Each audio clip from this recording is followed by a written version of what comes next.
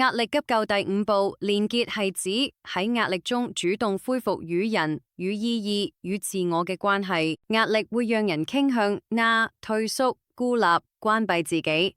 但係心理學研究顯示，連結係最強大嘅抗壓保護因素之一。連結嘅3個方向：一、與人連結，打電話俾信任嘅人，傳訊息好友話我最近有啲攰，同人面對面傾談。重點唔係解決問題，而係讓自己唔孤單。二、同意義連結，問自己我點解做呢一件事？呢件事對我有咩價值？我喺度為邊個努力？壓力會放大困難，連結意義能夠放大動機。三、同自我連結，問自己真正嘅需要，接納自己嘅情緒，對自己溫柔一啲，對自己話我真係已經好努力啦。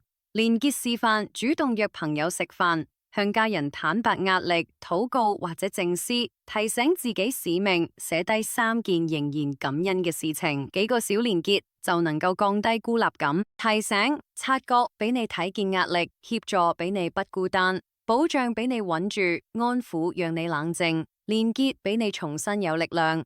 壓力俾人想退縮，成長卻發生喺連結之中。